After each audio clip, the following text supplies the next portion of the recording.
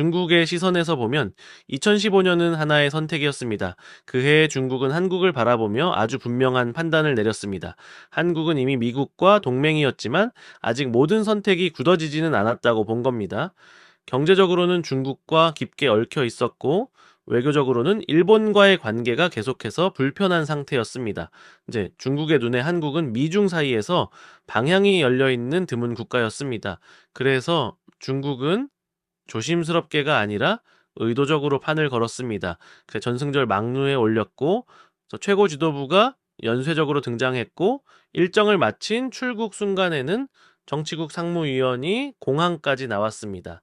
이건 단순한 이유가 아니었습니다. 중국 외교에서 이 정도의 장면은 상대국을 일반적인 파트너가 아니라 전략적으로 끌어올릴 대상으로 본다는 뜻이었습니다.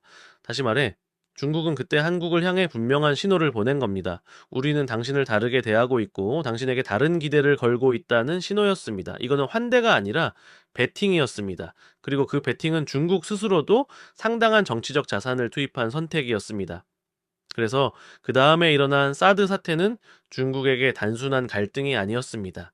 중국은 사드를 군사 장비 하나의 문제로 보지 않았습니다. 자, 이미 이렇게까지 정치적 신호를 보냈는데 한국은 결국 미국의 선택을 따랐다고 인식한 겁니다.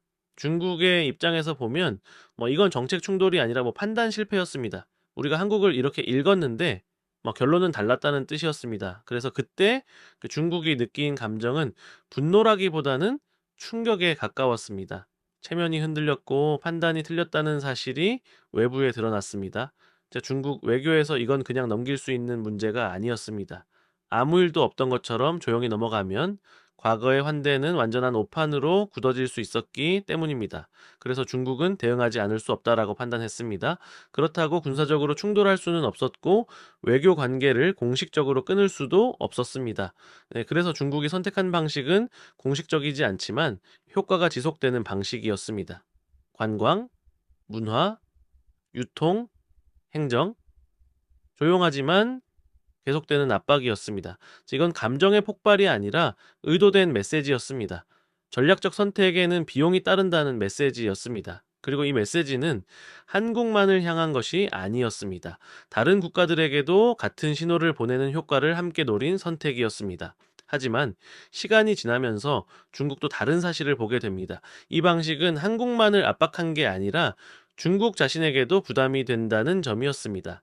중국과 깊이 엮이면 정치적 변수 하나로 언제든 충돌할 수 있다는 인식이 국제사회 전반으로 퍼져나갔습니다.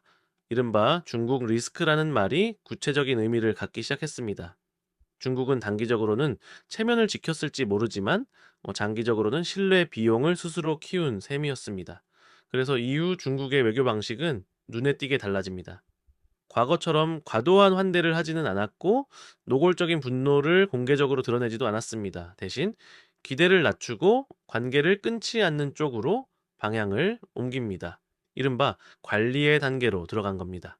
다시는 2015년처럼 큰 판을 걸지 않겠다는 학습의 결과였습니다. 그래서 지금 중국이 한국을 대하는 태도는 차갑지만 계산적입니다. 가깝지도 멀지도 않은 거리, 예의는 최소한으로 유지하되 정치적 의미는 의도적으로 키우지 않는 방식입니다. 중국은 한국이 이 미국의 동맹이라는 사실을 이미 받아들이고 있습니다. 그 선택을 되돌릴 수 없다는 것도 알고 있습니다. 그래서 지금 중국이 바라는 건 선택을 바꾸라는 게 아닙니다. 그 선택을 어떻게 드러내느냐, 어떤 방식으로 표현하느냐를 조금만 관리해 달라는 겁니다. 중국을 공개적으로 정치적 공격의 대상으로 만들지 않는 것, 중국을 겨냥한 상징적이고 선언적인 장면을 최소화하는 것, 관계가 나빠지더라도 충돌이 아니라 관리 가능한 범위에서 움직여 달라는 겁니다. 그래서 이번 이재명 대통령의 방중도 중국의 시선에서는 이 연장선 위에 있습니다. 과도한 환대도 없고 노골적인 냉대도 없습니다. 장관급 영접, 관리형 일정, 의미를 키우지 않는 의전, 이건 호의가 아니라 학습의 결과입니다. 중국은 다시는 2015년 같은 베팅을 하지 않으려 하고 동시에 사드 같은 충돌도 되풀이하지 않으려 합니다. 그래서 지금의 한중 관계는 화해도 아니고 대립도 아닙니다. 차갑게 유지되는 관리의 상태입니다. 이 상태는 이상적인 관계는 아니지만 지금의 국제 환경에서는 가장 현실적인 선택입니다.